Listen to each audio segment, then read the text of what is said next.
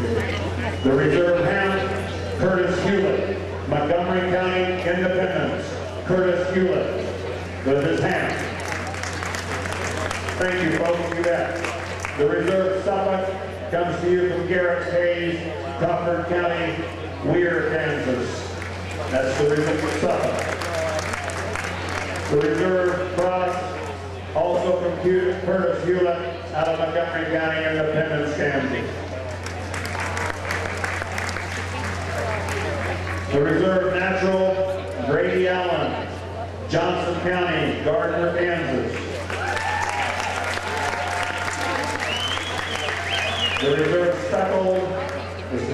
speckled, Logan Singular, Washington County, Lynn, Kansas. Reserve southbound, Allison Smith, Lyon County, Emporia. Reserve AOB, Brooke Roberts, Pawnee County, Roselle, Kansas. These are your reserves. What a nice looking bunch of 4-Hers and FFAers, don't you think?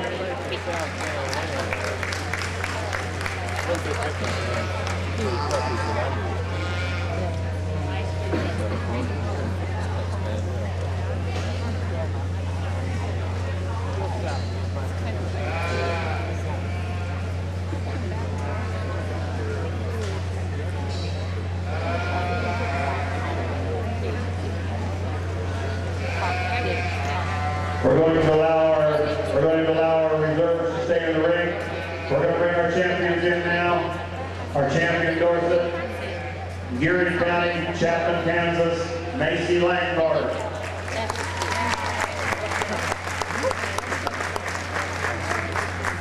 Our champion Hamp, Kylie Neighbor, Osborne County, Osborne, Kansas.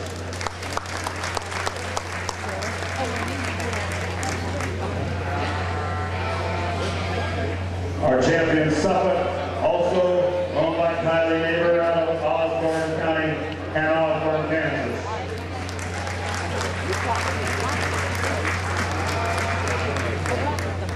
Your champion crossbred lamb, Gage Nichols, Russell County, the hometown is Russell.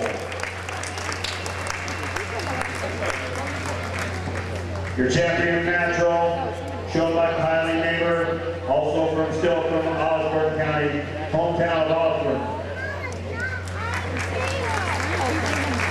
Your champion speckled, Emily Harris, Dickinson County, hometown of Abilene. Your champion southbound, Shelby Smith, Lyon County, Emporia, Kansas. And your champion AOB, Logan Singular, Washington County, Leyden, Kansas.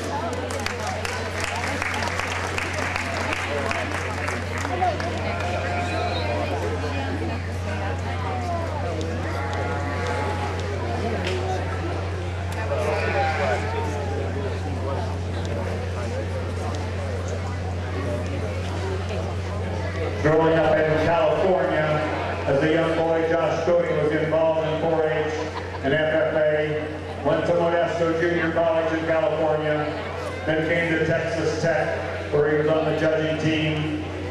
Josh now is in Bertram, Texas. He's been a rep for Pfizer, now he's just changing to Boehringer Ingelheim. Judging many shows across the nation, Fort Worth, Michigan, the Colorado State Fair. Wife Ashley, 2 daughters, Brindley age 3 and Kinsley age 18 months. He thinks he has his hands full. Josh, you got your hands full tonight, picking a champion here. Would you help me welcome to the Kansas State Fair, Josh Cody, Bertram, Texas. Thank you, Josh, for coming out.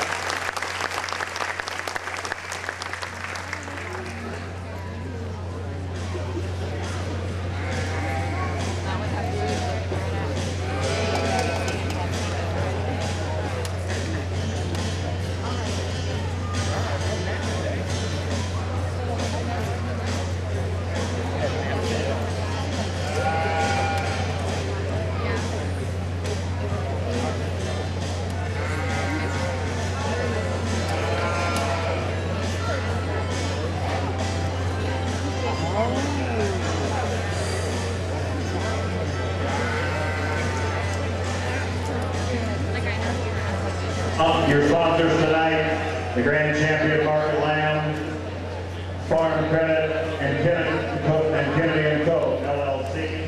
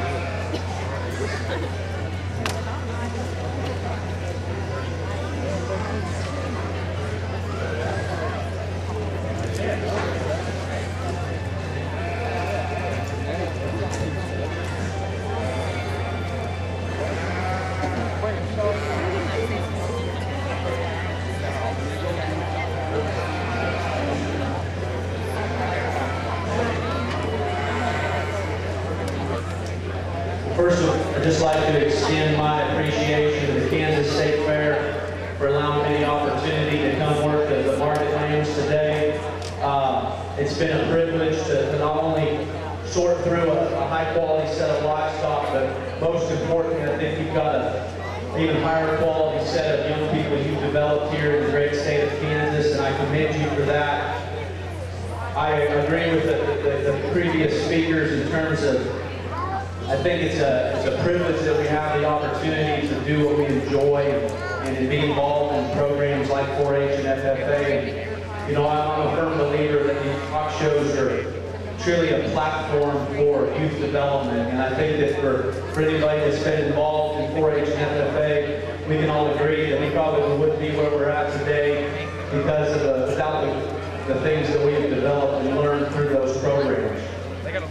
So with that being said, I think that we've got a nice representative from each of our respective breed divisions. And I guess for me, when I evaluate livestock, whether I'm sorting sheep or goats, I try to find livestock that I think are unique.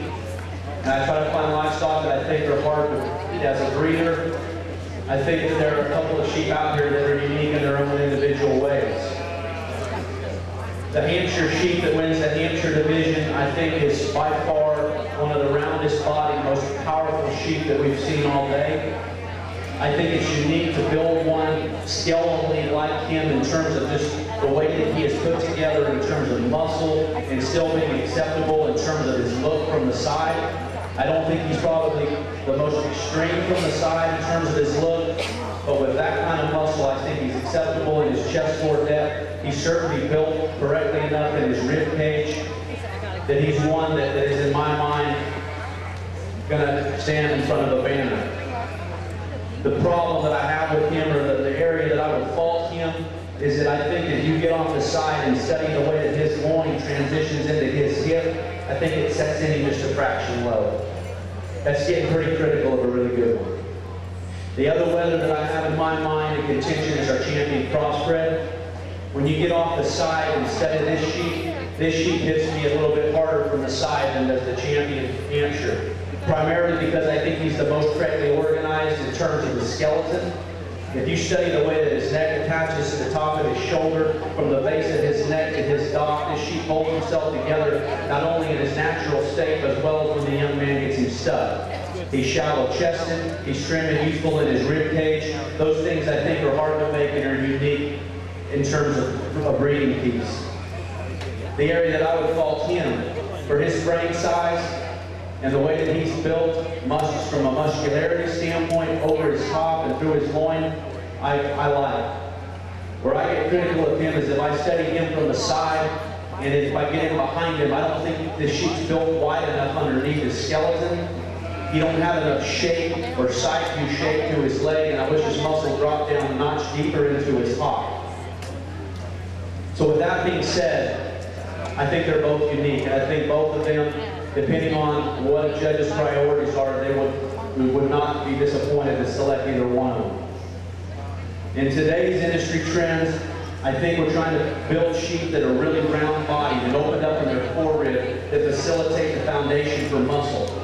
And there's a sheep in here that fits that description better for me, and that'll be your champion Hampshire. He'll be your supreme champion overall.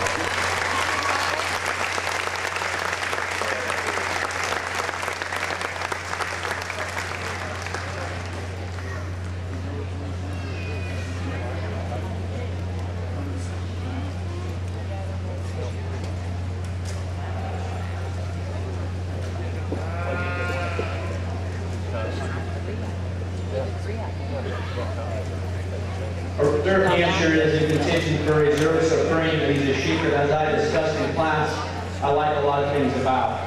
What I get critical of is when we set this guy into motion, he wants to roll out of his hip just a fraction, and I wish his front end was just a little bit different. He gets a little bit plainer up through his shoulder and his breastbone. And so again, I'm trying to find unique product, unique livestock that I think are hard to make and hard to recreate. And so with that being said, I think the champion crossbred is the next hardest one to make. So congratulations to you.